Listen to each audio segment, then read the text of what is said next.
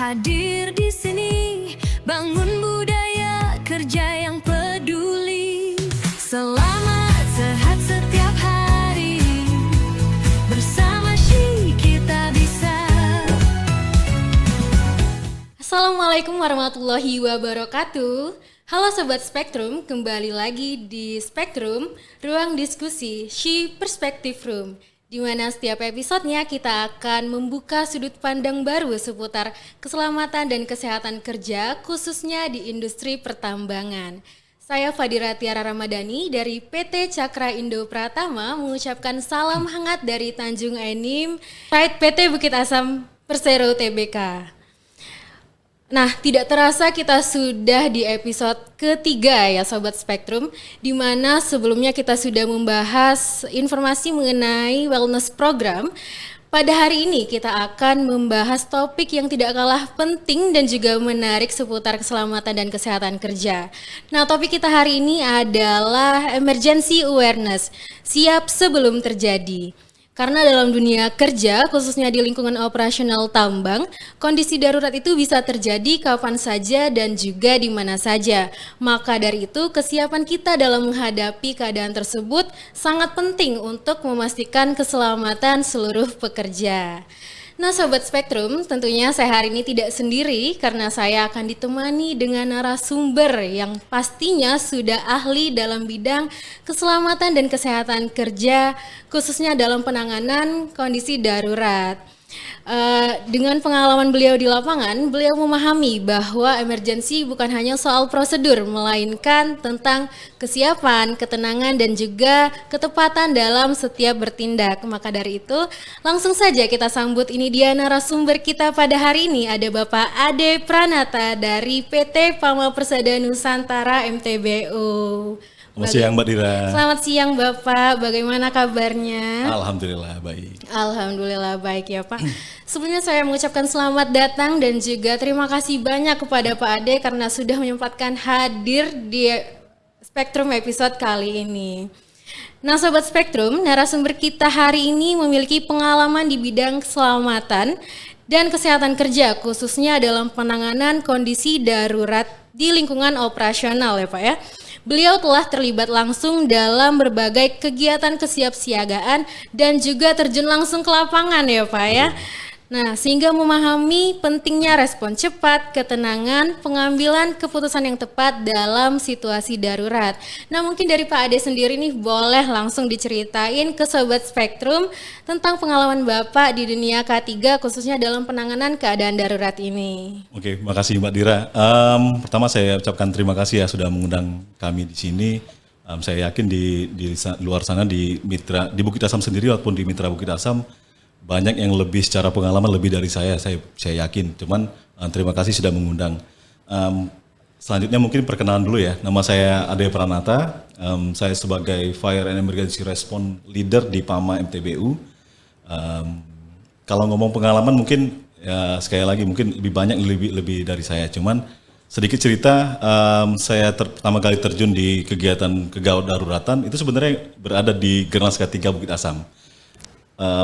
Kalau nggak salah sekitar 2008 atau 2009 waktu itu kita pertama kali ngikut Gernas K3 Bukit Asam dan ngikutin terkait dengan tanggap darurat PPGD dan fire waktu itu.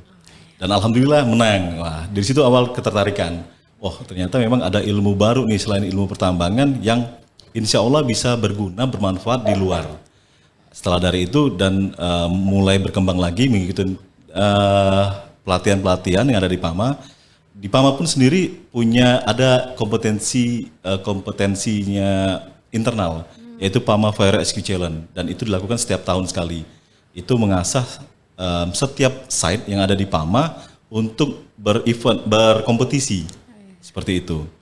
Nah, dari event tadi, majulah dari PAMA itu menuju ke Indonesian Fire Rescue Challenge.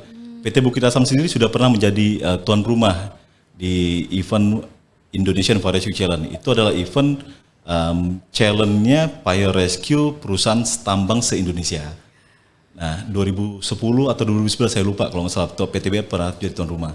Setelah ikut di sana juga saya pernah juga ikut main di 2013 kalau nggak salah di Nusa Halmahera Mineral mewakili PAMA dari Bukit Asam waktu itu timnya Pak Enong tuh, Pak Enong, Pak Pram. iya. Nah, beliau jadi timnya Bukit Asam, kita mewakili PAMA. Jadi sempat bergabung di sana kemarin. Terakhir berjalannya waktu sampai di 2004 terakhir ini, alhamdulillah saya juga ditunjuk sebagai seorang asesor kompetensi di LSP Lembaga Sertifikasi Profesinya PAMA yang terkait khusus skema kegawat daruratan ataupun tanggap darurat, yaitu SKKNI nomor 241 tahun 2022. Gitu mungkin perjalanan sedikit hingga sekarang saya di 2026. Itu Mbak Dira. Ternyata kalau saya lihat dari pengalaman ya Pak Ade, perjalanannya cukup panjang ya Pak ya. Kalau kita lihat ternyata kondisi darurat itu memang membutuhkan kesiapan yang tidak main-main ya Pak, dari pengetahuan, keterampilan, dan juga kesiapan mental. Pastinya dalam perjalanan ini Pak Ade sudah berlatih hal-hal tersebut ya. Ya Allah. Oke, nah Pak, setelah mendengar pengalaman dari Pak Ade ini, saya makin penasaran nih dengan topik kita hari ini. Mungkin sebelum kita ke topik yang lebih dalam, kita bahas dulu ke hal yang paling mendasar. Nah, sebenarnya apa sih Pak yang dimaksud dengan emergency dalam konteks operasional tambang PT Bukit Asam? Oke, sebenarnya kalau bicara emergensi itu tidak jauh banyak dengan keadaan darurat ataupun insiden yang ada di pertambangan. Yaitu sesuatu hal yang tidak disengaja, tidak direncanakan gitu ya, terjadinya secara tiba-tiba, dan paling penting kalau di emergensi adalah dengan mengancam nyawa ataupun mengakibatkan cedera bagi para pekerja maupun orang lain yang bekerja di sekitar situ. Itu keadaan darurat ya. Gitu Mbak. Intinya keadaan yang terjadi mendesak bisa terjadi kapan saja. Betul. Dan juga di mana saja ya Pak ya. Nah, tapi terkadang kita ini belum mengetahui nih Pak apa saja yang termasuk dalam kondisi darurat. Nah, mungkin dari definisi tersebut, kondisi seperti apa Pak yang biasanya dikategorikan sebagai keadaan darurat di lingkungan kerja PTBA Pak? Jadi kalau setiap perusahaan ataupun ini relate sama Golden Rule versi 5 yang terbaru, bahwasanya setiap perusahaan itu diwajibkan membuat emergency plan gitu ya. Kalau di PAMA sendiri ada kita sebut dengan MPKD, Manual Prosedur Keadaan Darurat. Di mana di setiap MPKD itu kita harus pertama mengidentifikasi semua kemungkinan keadaan darurat yang mungkin bisa saja terjadi di masing-masing aktivitas pekerjaan. Contoh, misalnya keadaan daruratnya adalah kebakaran, baik itu kebakaran di bangunan ataupun kebakaran di unit. Yang kedua tanah longsor, bisa juga banjiran, tanggul jebol, kecelakaan lalu lintas yang paling sering gitu terjadi gitu ya. Itu semua termasuk dalam keadaan darurat seperti itu, Pak. Oke, ternyata kalau saya lihat itu memang dekat sekali dengan kehidupan kita sehari-hari ya. Tapi kalau Pak Ade sendiri biasanya yang paling sering nih Pak menangani keadaan apa? Oke, menangani keadaan apa gitu ya. Jadi karena kita berada di lingkungan pertambangan, otomatis yang paling sering terjadi adalah hal-hal yang berkaitan langsung dengan area pertambangan. Contoh, traffic lalu lintas. Paling sering terjadi, terakhir di kita pribadi di PAMA juga sudah beberapa kali juga terjadi kecelakaan lalu lintas ya. Baik itu yang rendah, kendaraan yang hanya amblas saja ataupun bisa mengakibatkan korban jiwa gitu.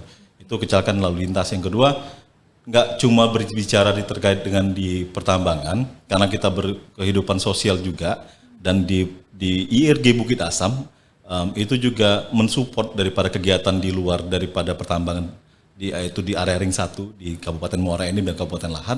Kita juga sering membantu masyarakat ketika terjadi keadaan darurat di luar. Contoh ada korban tenggelam, hanyut, mungkin kebakaran di perumahan di luar.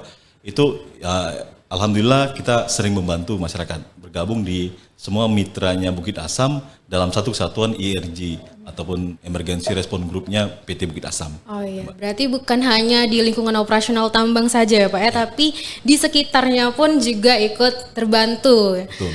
Oke, nah Pak, kalau saya lihat tadi kan memang sangat dekat dengan kehidupan kita sehari-hari. Tapi terkadang kita itu sebagai orang yang belum berpengalaman itu menanggapi keadaan darurat itu nomor satu itu panik Pak. Oke. Nah, menurut Pak Ade nih, apa resiko terbesar jika pekerja panik saat menghadapi keadaan darurat tersebut? Ya, memang musuh terbesar kita ketika menghadapi keadaan darurat adalah panik gitu ya. tidak bisa dipungkirin panik itu manusiawi sebenarnya, manusiawi. Itu bisa terjadi kepada siapa saja, baik kita pekerja umum maupun tim tanggap darurat sendiri. Panik itu pasti akan terjadi. Nah, sekarang bagaimana cara kita mengatasinya? Simpelnya gini, panik itu sebenarnya menunjukkan ketidakmampuan kita, ketidaksiapan kita. Nah, bagaimana mengatasinya? Ya, mau nggak mau, suka nggak suka, kita harus siap. Bagaimana caranya? Sering banyak-banyak latihan. Sering banyak-banyak menghadapi situasi yang memungkinkan terjadi keadaan darurat tersebut. Jadi yang pertama itu bisa jadi banyak latihan, banyak melakukan. Salah satu contoh ataupun ajang yang kita mempersiapkan menghindari daripada kepanikan tadi adalah mengikuti kompetisi-kompetisi. Nah itu pun sebenarnya bisa, karena apa? Karena yang dilawan sana bukan hanya knowledge kita, bukan hanya fisik kita, tapi juga mental. Oh iya, betul Bagaimana sekali. kita menghadapi para penonton gitu ya, orang yang melihat, dan bisa saja orang yang melihat menonton tadi juga secara keilmuan lebih tinggi dari kita, makin down lagi. Jadi kita ikut tertantang ya Pak. Betul, ya? itu makin down lagi, mentalnya akan bermain lagi. Nah itu sebenarnya akan terkolerasi pada saat keadaan darurat yang sesungguhnya, mental pasti akan bermain. Nah kalau kita sudah terbiasa dengan latihan, dengan berkompetisi yang baik gitu ya, dengan bagus, insya Allah di lapangan pun terjadi keadaan yang sesungguhnya yang darurat, bisa kita hadapi dengan tenang, seperti itu. Oke, ternyata harus perlu banyak latihan ya Pak ya. Nah tapi kan tidak semuanya memiliki tempat atau wadah untuk melakukan pelatihan tersebut. Nah solusinya bagaimana Pak untuk hal yang paling mendasar lah agar kita tahu kalau kita dalam kondisi seperti itu kita tidak boleh panik. Oke, kemarin kita sudah sempat berbincang dengan kawan-kawan di Satker PK dan K ya, dari tim Pak Halim dan tim. Jadi beliau sudah memang punya program terbaru untuk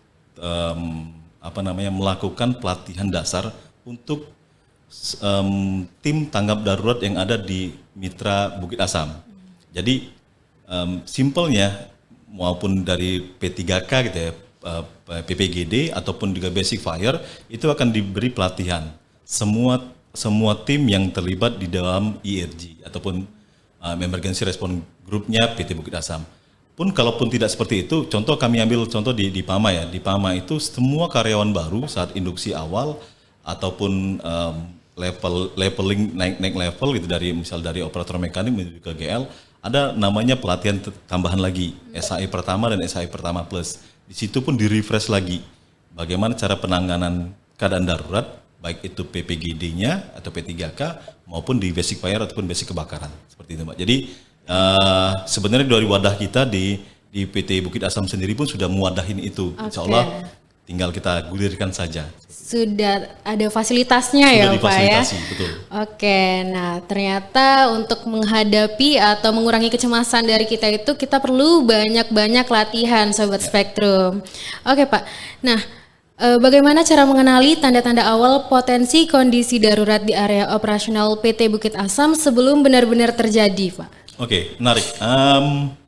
Tadi saya sempat bahas sedikit terkait MPKD ya, Manual Prosedur Keadaan Darurat. Nah, di MPKD tersebut, Mbak, jadi selain kita mengidentifikasi potensial keadaan darurat yang mungkin saja bisa terjadi, di sana pun kita akan merumuskan ataupun menuliskan ataupun mengidentifikasi klasifikasi keadaan daruratnya.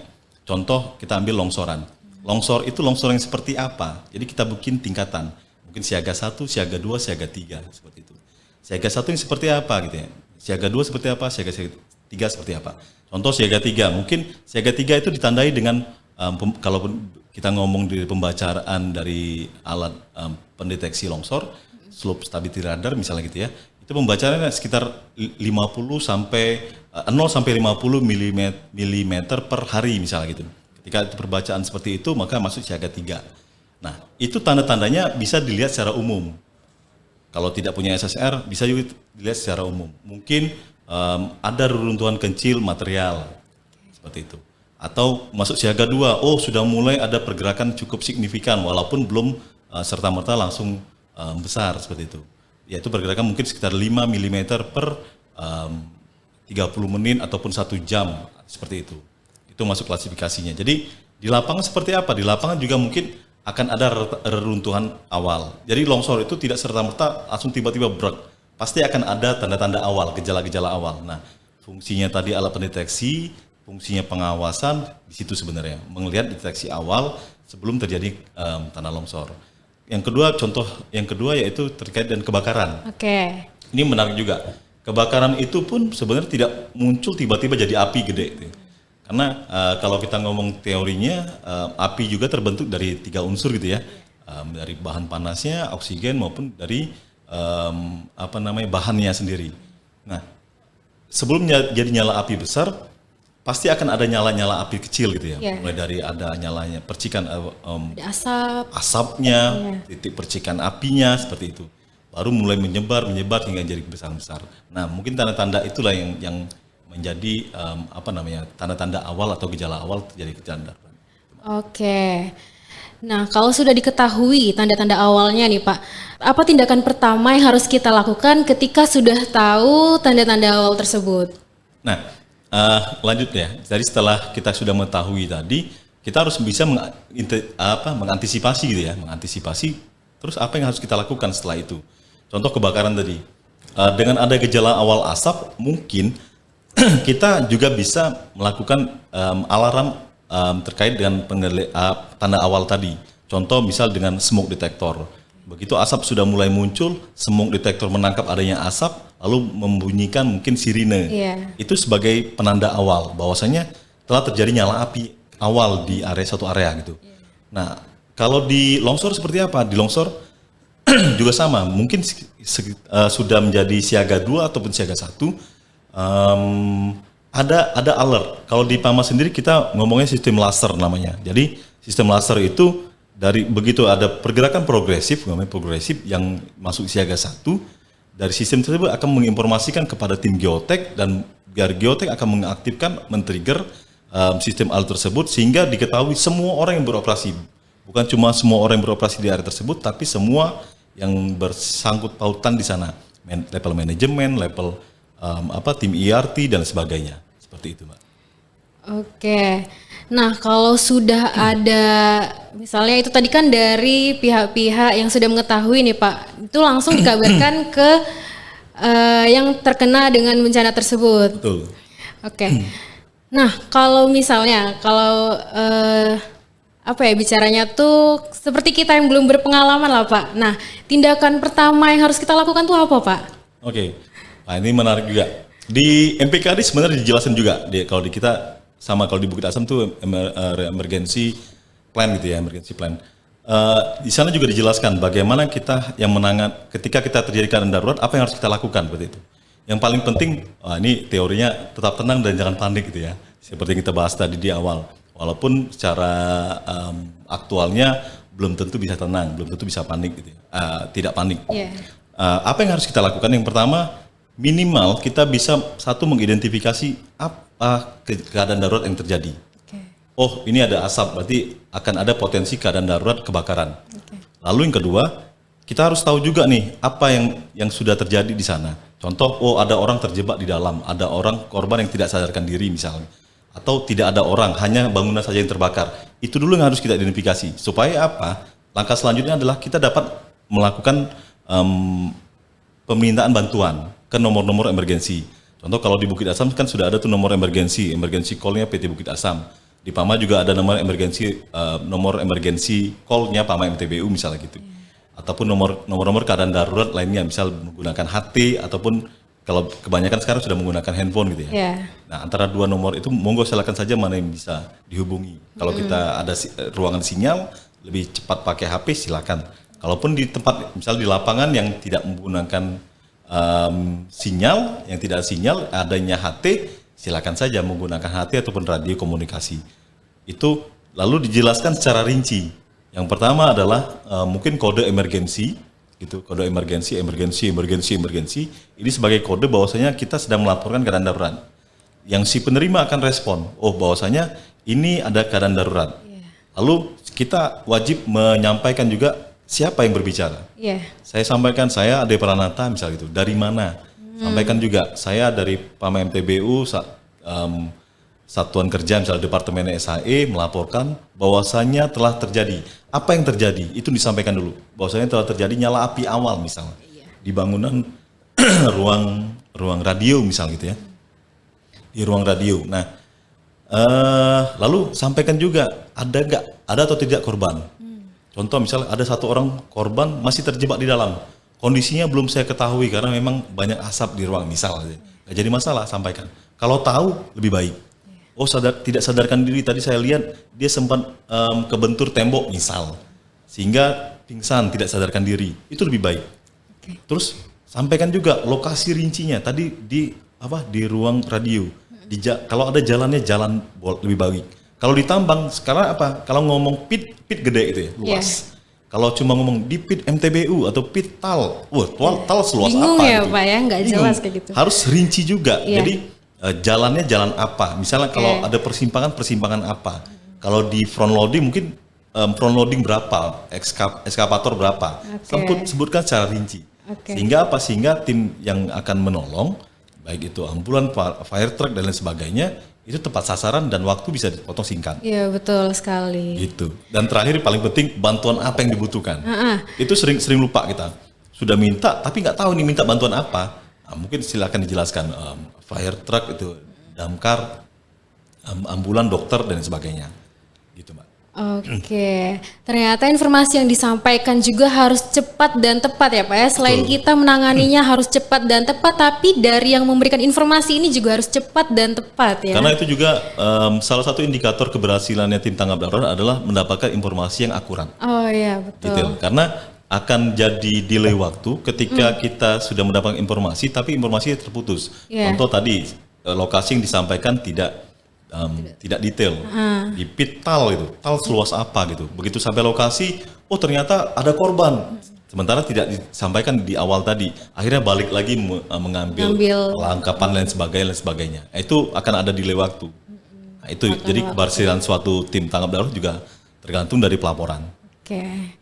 Nah Pak, apa kesalahan paling umum yang sering terjadi saat pekerja menghadapi kondisi keadaan darurat? Oke.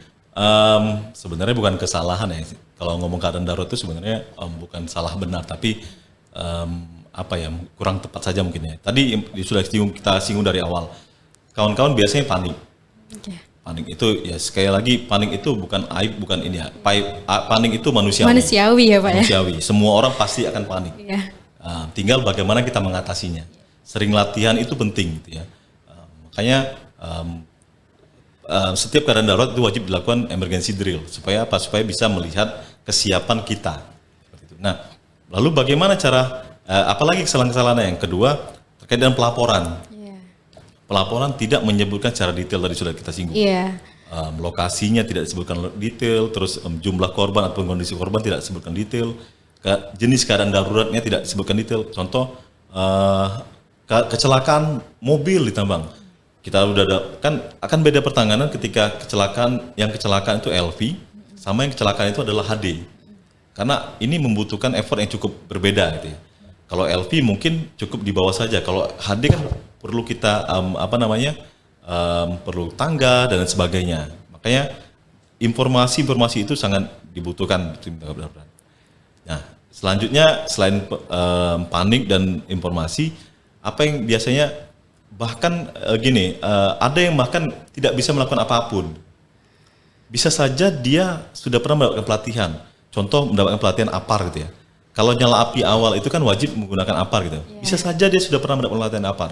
Cabut lopin, kita gunakan pas, pull, aim, sweep gitu kan.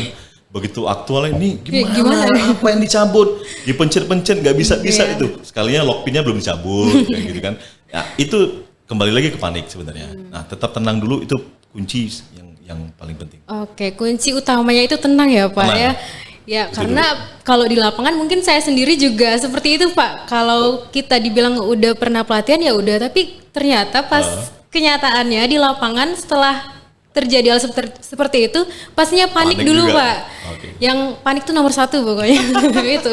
Jadi kesalahan yang paling sering terjadi itu udah panik duluan, nyampe informasi nggak jelas juga. Nah itu ya, jadi kesalahan yang paling umum terjadi. Nah, dalam situasi darurat di PT Bukit Asam nih Pak, mana yang harus diprioritaskan terlebih dahulu? Keselamatan diri sendiri atau keselamatan orang lain? Wah, ini menarik. Saya mengutip sedikit dari guru kami yang pernah ngajar kan. Jadi beliau pernah studi di Jerman dan di Inggris itu ya. Di luar negeri itu ternyata terkait dengan emergensi itu tidak seperti kita di Indonesia.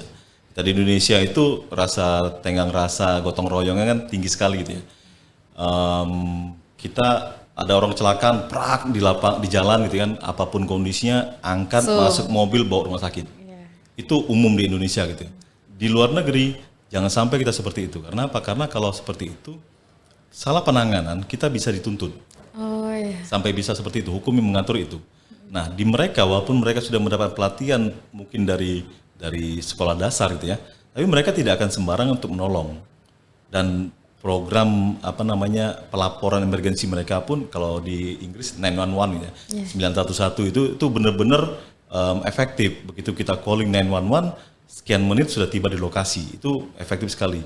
Kalau di kita nelpon ambulan, nelpon damkar, ya mohon maaf bukan kita ini ya. Terkadang terdelay waktu, ada delay waktu dan tidak bisa serta merta. Nah, lalu seperti apa gitu? Pertanyaannya, kita menolong diri sendiri atau menolong orang lain? Kembali lagi ke kita. Kalau kita ada istilah gini, kalau Anda ingin menolong di luar, ini kita ngomong di luar. Kalau Anda ingin menolong, tapi Anda tidak punya kompetensi untuk menolong, maka jangan menolong. Mungkin agak sedikit ribet ya. Kita pengen nolong nih, tapi kita nggak punya kompetensi. Kita harus sadar diri juga. Kita nggak punya kompetensi. Kalau kita pengen nolong, maka jangan nolong. Supaya apa? Supaya hal yang kita tolong tadi tidak memperparah kondisi korban. Jadi serahkan kepada yang berwenang ataupun punya kompetensi. Nah, lalu apa yang bisa kita lakukan tadi? Bikin laporan. Oh iya betul. Paling minimal ada bikin laporan. Kalau misal kejadian di lalu lintas, minimal kita bisa mengamankan lokasi. Minimal kita merespon korban jika ada korban. Kita tenangkan, minimal itu saja dulu. Tidak usah sampai, karena gini, kalau misal ada namanya kecelakaan lalu lintas itu ya, ada yang kita khawatirkan adalah cedera spinal, cedera tulang belakang. Ketika salah penanganan cedera spinal, efeknya bisa sampai ke fatal. Pak ya? Betul. Jadi bukan kita malah menolong, malah kita memperparah keadaan. Itu contoh di lalu lintas. Contoh selanjutnya di keadaan darurat air, di sungai ataupun di SAM kalau kita tambang. Kita nggak bisa renang, mau nolongin orang tenggelam. Yang akhirnya apa? 2 korbannya, Mbak. Harusnya korbannya cuma 1, jadi 2. Nah, itu kita juga sadar diri penting. Percaya diri itu penting, tapi sadar diri itu jauh lebih penting. Oh iya, betul sekali. Jadi kalau ngomongnya itu, ini kalau di kita sebagai penolong, sebagai rescuer itu prinsip yang paling dasar adalah korban tetaplah korban, penolong jangan sampai menjadi korban selanjutnya. Oh iya, betul. Jadi prioritas pertama adalah tetap di penolong. Oh iya, oke. Tapi ya itu tadi ya Pak ya, kita harus sadar diri dulu pertama. Karena ya seperti itu tadi, kalau kita sudah tahu kita tidak bisa tapi tetap nekat, ujung-ujungnya malah fatal. Betul, membahayakan diri kita juga. Iya. Membahayakan diri kita, membahayakan orang lain juga. Ya. Oke. Nah Pak, bagaimana sistem komunikasi darurat tetap berjalan, bagaimana sistem komunikasi darurat tetap berjalan efektif di tengah kondisi yang tidak kondusif? Oke. Nah, ini juga sering terjadi di lapangan gitu ya. Ketika terjadi keadaan darurat, paling sering ada di lalu lintas biasanya. Lalu lintas dengan banyak pengguna jalan. Contoh, misal di jalan utama gitu, baik itu di Bangko ataupun di Tal gitu ya, dengan pengguna jalur utama cukup padat ya, crowded. Seringkali channel radio di sana kan cukup digunakan oleh banyak unit. Ketika terjadi keadaan darurat, kita mau melakukan informasi, mau melakukan pengamanan area, itu akan kedoubling gitu. Kalau radio pasti akan kedoubling. Nah, ini memang harus ditengahi, harus ada kesepakatan secara umum. Contoh misalnya, ketika kita sebagai leader penanganan darurat di sana, kita harus memimpin proses evakuasi ataupun penanganan keadaan darurat tersebut. kita harus menginformasikan juga terkait dengan channel radio misal contohnya. Ya, contoh kalau di kita emergensi 3 kali. Jadi semua orang yang mendengarkan emergensi ataupun urgent traffic tersebut wajib diam mendengarkan ya. Supaya ini bisa kondusif, semuanya bisa berjalan. Oh, ketika ada yang bilang emergensi semuanya bisa diam, ini harus masif diinformasikan. Ini harus selalu masif dan juga terus menerus ya, terus menerus diinformasikan. Melalui apa? Banyak media sebenarnya. Yang pertama mungkin media safety campaign, mungkin yang dilakukan sama agen SAE sudah cukup baik kalau menurut kami ya. Ada bukan melalui media elektronik, juga melalui, kalau sekarang kan banyak di media sosial ya. Ataupun juga bisa juga di media-media yang kalau sekarang mungkin ada radio. Terus yang paling penting nggak kalah penting adalah saat kalau di kita itu adalah di safety induction. Baik dia karyawan baru maupun safety induction setelah datang cuti. Karena itu kan pasti datang, pasti mendengarkan materi. Seperti itu. Itu refresh MPKD yang manual prosedur keadaan darurat. Oke. Nah, kalau kita berbicara soal komunikasi nih Pak ya, kalau Bapak tadi kan berbicara mengenai komunikasinya bisa lewat radio atau bisa melalui media sosial atau ini kalau saya bahas dari seperti ingin memberikan informasi seperti tadi Pak. Nah kalau di dalam site itu kan terkadang kita terhambat sinyal ya Pak ya paling sering. Nah itu bagaimana Pak solusinya? Nah kalau sinyal balik lagi ya, itu sebenarnya di luar konteks maksudnya di luar konteksnya pekerja gitu. Itu harusnya support dari manajemen. Nah ada dua, makanya kita selalu backup di antara dua area. Contoh kita punya 2 nomor emergensi, satu nomor emergensi menggunakan nomor telepon seluler atau menggunakan radio rig, channel radio yang tidak perlu membutuhkan channel internet ataupun dari provider. Nah ini bisa saling membackup. Ketika radionya tidak sampai misal, mungkin ada sinyal dipakai dengan channel radio, atau sebaliknya, situ nggak ada sinyal handphone atau nggak ada nomor provider gitu ya, digunakan channel rig. Seandainya radio rignya tidak sampai ke call center misalnya, saking mungkin di lowest point kan di bawah dan area yang jauh dari jangkauannya call center misalnya gitu ya, bisa estafet, monggo nggak jadi masalah.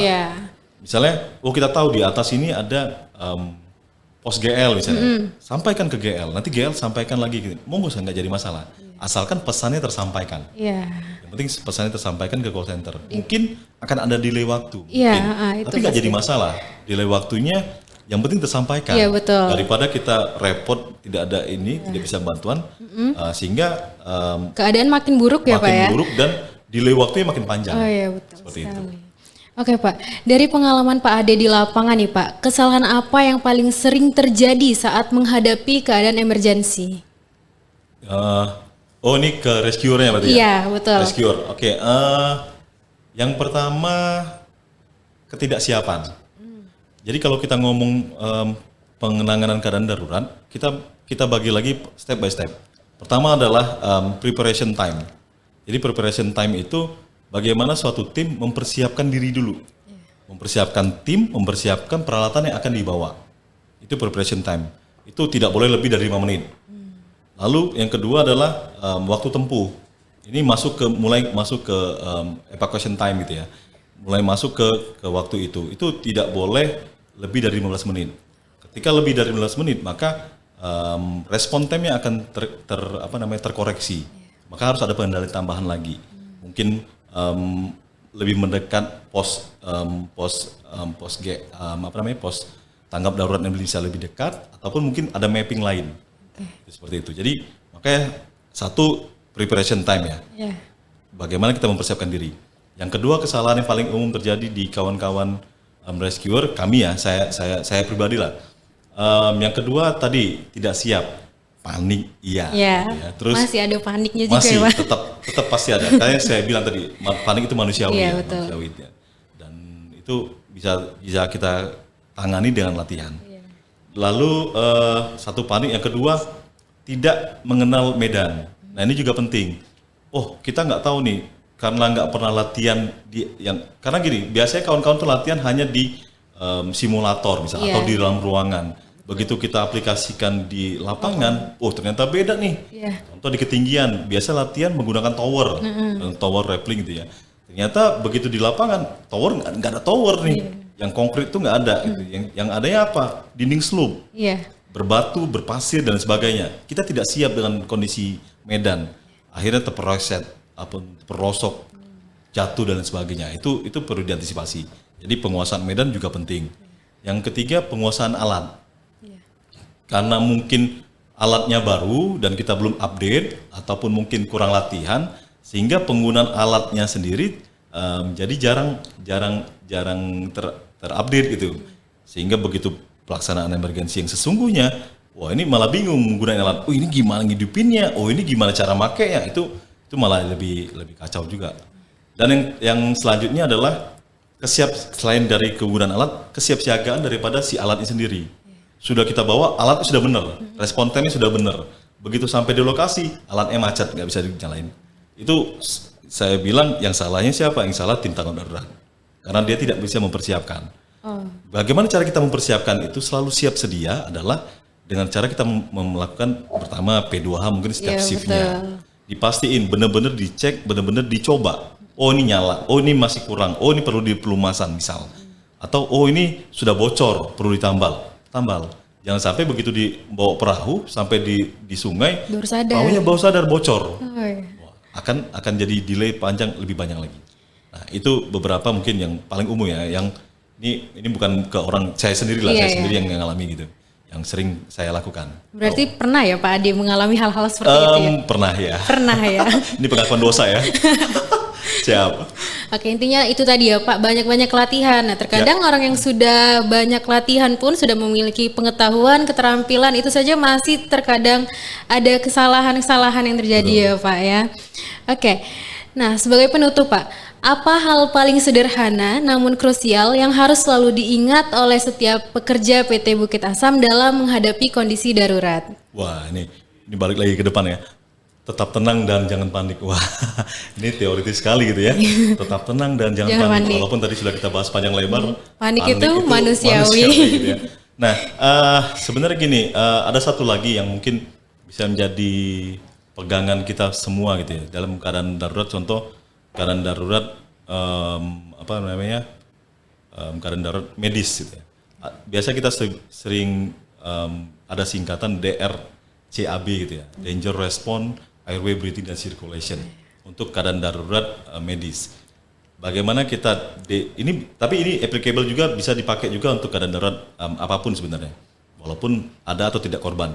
Yang pertama adalah danger. Bagaimana danger itu adalah bagaimana kita harus tahu dulu nih, amankah untuk kita sebagai penolong, amankah untuk si korban, amankah untuk lingkungan. Ini yang paling penting. Jangan sampai kita melakukan pertolongan tapi tidak aman untuk kita, atau bahkan tidak aman untuk si korban, atau mungkin lingkungan kita yang tidak aman. Ini yang perlu kita harus garis bawahi. Yang paling pertama adalah danger, cek dangernya dulu, harus aman. Kalau sudah dipastikan danger aman, lalu kalau ini adalah cek respon, R-nya itu DRCAB, cek respon untuk korbannya. Apakah korbannya ada respon atau tidak? Kita kasih, Pak bisa dengar saya Pak? Oh iya sakit. Berarti dia ada nafas, ada nadi. Itu paling penting poinnya. Karena yang nyawa kita kan cuma diidentifikasikan sebenarnya yang paling umum ada nafas, ada nadi gitu ya. Yeah. Kalau dia ada nafas, ada nadi, ya alhamdulillah masih sadar. Bisa tertolong lah.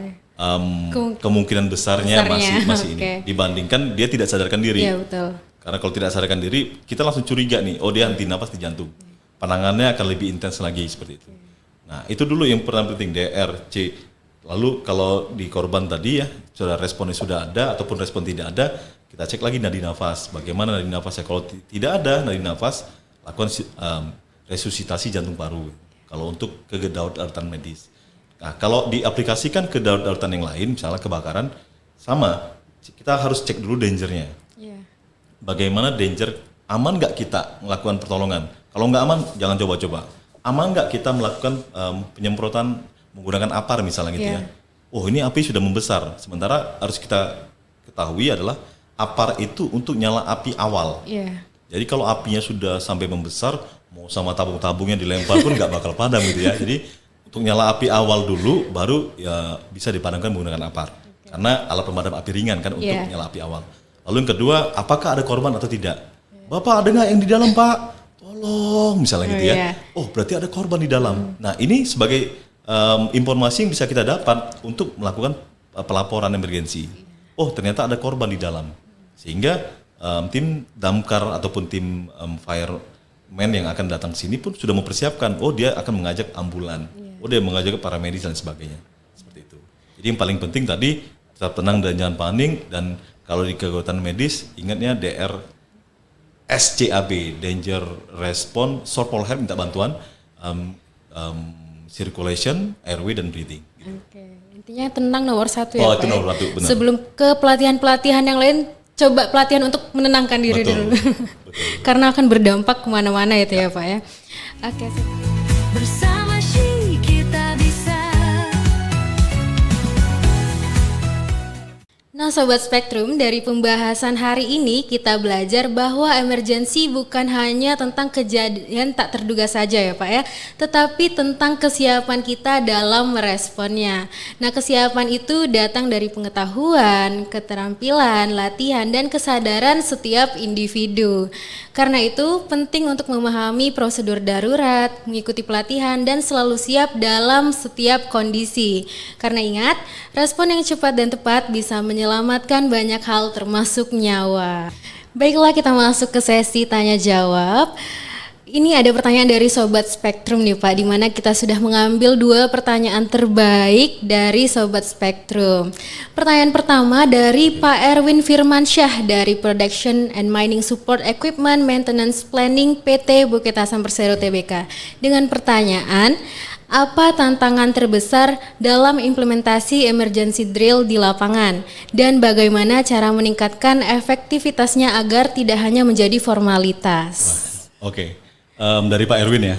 Oke, menarik ini pertanyaannya karena memang sebenarnya ini yang jadi tantangan kita di lapangan gitu ya, sebagai seorang praktisi K3 dan juga sebagai seorang koordinator ataupun leader daripada tim tanggap darurat. Sebelum ke sana saya mungkin sedikit menjelaskan sebenarnya emergency drill pun dibagi menjadi beberapa jenis. Yang kita paling umum kita ketahui adalah ada 2. Yang pertama emergency simulation ataupun simulasi gitu ya, dan kedua adalah emergency drill. Apa bedanya? Yang emergency simulation itu kita sudah mengkondisikan semuanya, Mbak. Artinya mulai dari skenario, mulai dari timnya, mulai dari peralatannya, mulai dari lokasinya, korbannya, semuanya sudah dikondisikan, semuanya sudah mengetahui. Lalu kita menjalankan. Itu yang pertama di emergency simulation. Contohnya apa? Contoh waktu kita opening Gernas BK3N kemarin di kantor besar ya. Itu salah satu jenis daripada emergency simulation atau demonstrasi. Jadi semuanya sudah kondisiin tuh, timnya gabungan dari ERG gitu ya, Emergency Response Group-nya Bukit Asam, sudah latihan di sana, tempatnya sudah dikondisikan, areanya sudah dikondisikan, peralatannya, orangnya, korbannya, semua sudah dikondisikan. Tujuannya apa? Untuk memberikan edukasi, untuk sebagai ini loh yang terjadi ketika terjadi darurat, sebagai untuk para audiens bisa jadi materi tambahan ataupun edukasi untuk semuanya. Lalu yang kedua adalah emergency drill. Nah di emergency drill sendiri sebenarnya yang hanya boleh tahu hanya kita sebagai pembuat skenario, korban jika ada korban, dan juga penanggung jawab. Kalau mungkin di kita mungkin PJO ya, mungkin penanggung jawab operasional. Dan ini pun harus dilaporkan sampai KTT. Yeah. Jadi itu saja yang hanya boleh tahu. Selebihnya tidak boleh tahu. Orang yang di lapangan tidak boleh tahu. Mungkin petugas ERT juga nggak boleh tahu. Dokter, ambulan, para medis pun tidak tahu gitu ya. Semuanya dikondisikan bagaimana secara real. Yeah. Semuanya tidak tahu. Jadi kita mainkan supaya apa? Supaya kita juga bisa mendapatkan evaluasi yang efektif. Iya betul. Lalu bagaimana supaya ini tidak terkesan formalitas saja gitu ya. Kita bisa mengambil skenario-skenario yang mendekati real gitu ya. Mendekati keadaan darurat yang sesungguhnya. Seperti itu. Tapi perlu jadi pertimbangan ya, sebelum kita membuat skenario emergency drill, kita juga harus melakukan assignment ataupun assessment selain juga mungkin penilaian terhadap resiko yang ada. Jangan sampai kita bikin drill malah real gitu ya. Yeah. Harusnya cuma simulasi, ternyata terjadi kebenaran keadaan darurat. Itu jangan sampai juga. Yeah. Nah, bagaimana contohnya tadi kita cari real mungkin, kejadian yang mendekati keadaan yang sesungguhnya. Yeah. Contoh kalau kebakaran, kalau memang perlu dilakukan adanya nyala api Yeah. ataupun asap, monggo dibuat. Kan bisa kalau di dalam ruangan bisa menggunakan bom asap gitu ya. Yeah. Bom asap itu bisa dipakai. Oh, jadi kelihatan benar-benar ada asap. Dari situ kita bisa banyak melakukan evaluasi.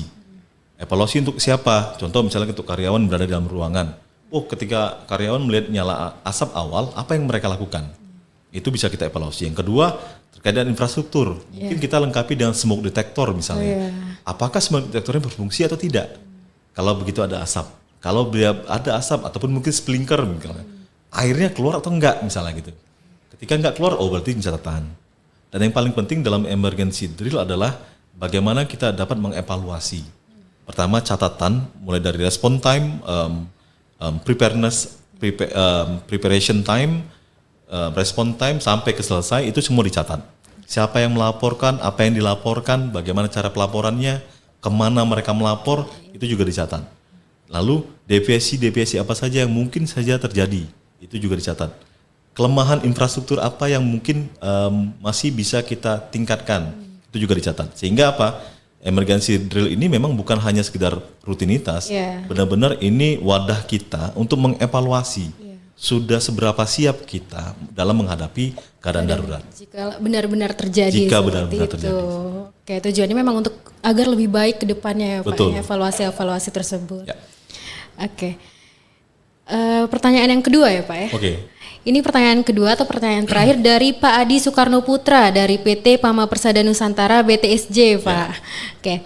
Pertanyaannya adalah, seandainya terjadi keadaan darurat di mana area tersebut tidak terdapat alat komunikasi, worst case-nya terputus sinyal HP atau radio dan area tersebut jauh dari aktivitas kebanyakan orang. Contohnya proses eksplorasi atau pengecekan boundary line clearing.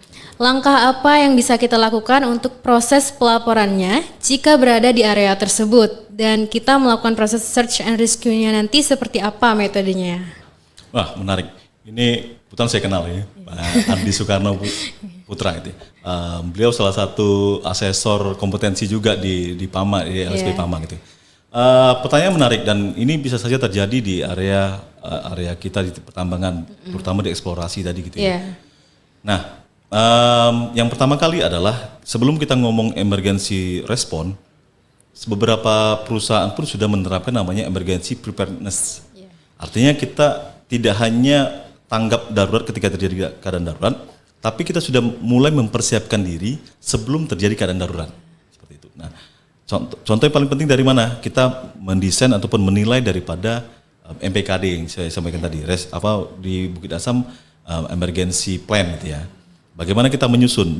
Sudah kita tetapkan nih contohnya keadaannya adalah aktivitasnya adalah eksplorasi. Potensi keadaan daruratnya apa? Oh, sinyal hilang, orang tersesat misal, terjadi cedera ketika terjadi dengan jarak tempuh yang cukup jauh.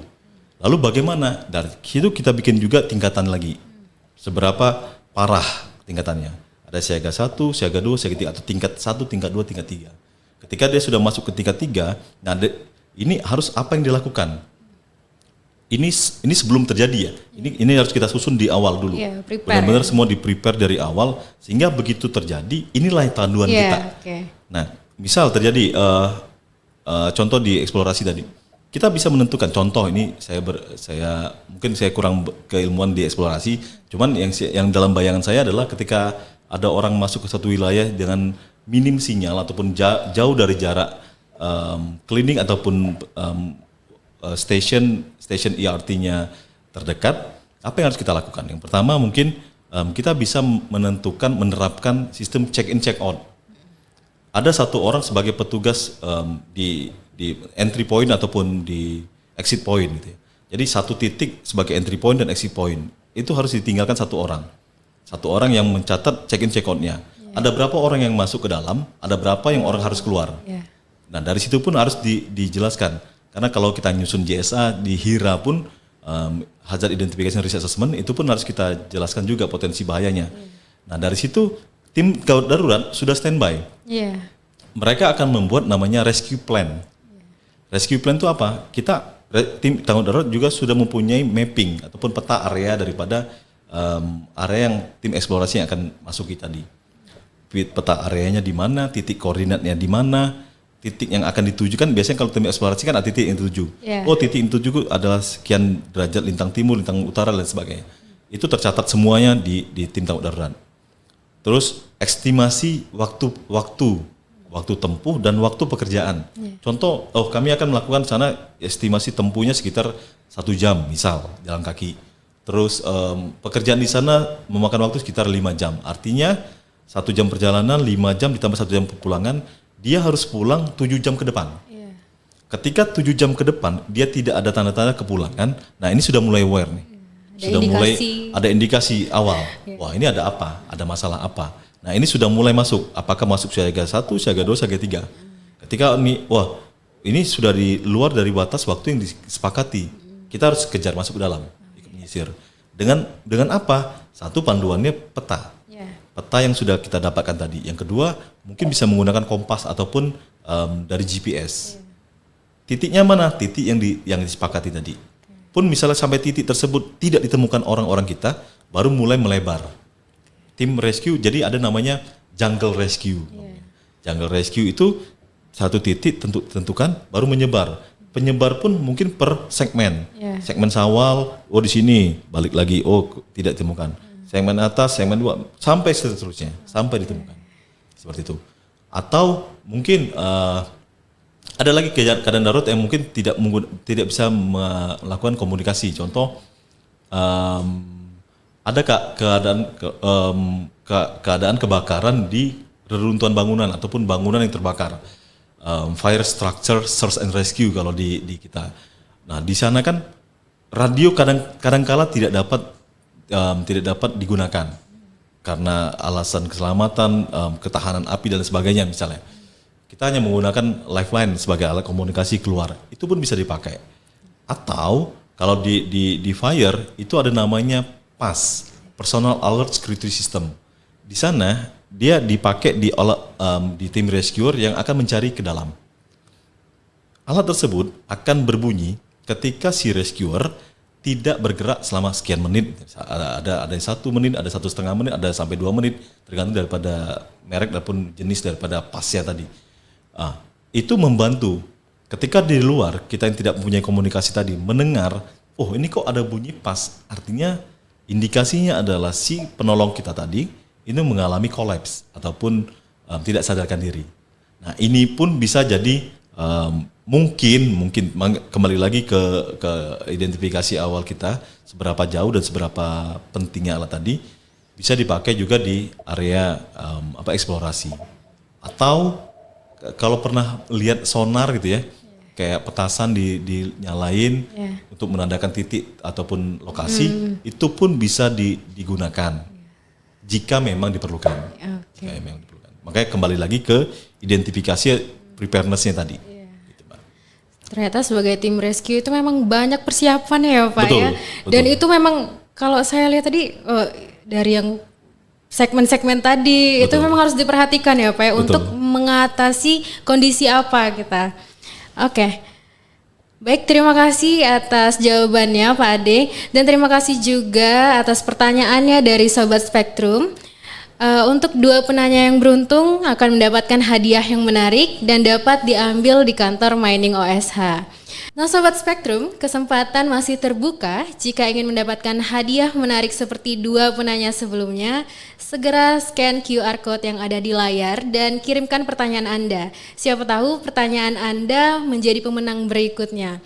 Dan topik kita setelah ini di episode berikutnya adalah mengenai environmental. Maka dari itu persiapkan pertanyaannya dari sekarang. Nah semoga jawaban yang telah disampaikan dapat memberikan pemahaman yang baik dan menjadi bekal bagi kita semua dalam menghadapi serta merespon kondisi darurat secara tepat di lingkungan kerja. Nah Sobat Spektrum, itulah rangkaian pembahasan kita di episode Spektrum Emergency Awareness Siap Sebelum Terjadi kali ini. Dan dari obrolan tadi kita belajar bahwa kondisi darurat bukan hanya tentang kejadian yang tidak terduga saja, tetapi tentang seberapa kita siap dalam mengenali, merespon, dan mengendalikannya ya Pak ya. Melalui pembahasan ini kita diingatkan bahwa kesiapsiagaan adalah bagian penting dari keselamatan dan kesehatan kerja. Dengan pengetahuan, latihan, dan kesadaran yang baik, kita dapat meminimalkan risiko serta melindungi diri sendiri dan juga orang sekitar kita. Karena pada akhirnya, keselamatan tidak hanya bergantung pada sistem, tetapi juga pada kesiapan setiap individu dalam menghadapi situasi darurat. Semoga episode ini dapat memberikan wawasan dan meningkatkan kesiapan kita semua dalam menghadapi emergensi di lingkungan kerja. Terima kasih sudah menyempatkan waktu mendengarkan Spektrum di episode ketiga ini. Sampai jumpa di episode berikutnya dengan pembahasan yang tidak kalah menarik. Tetap waspada, utamakan keselamatan, dan selalu ingat, pulang selamat, keluarga menunggu. Wassalamualaikum warahmatullahi wabarakatuh. Spektrum, signing out. Safety, health, environment. Kita siap. Spektrum hadir di sini, bangun budaya kerja yang peduli.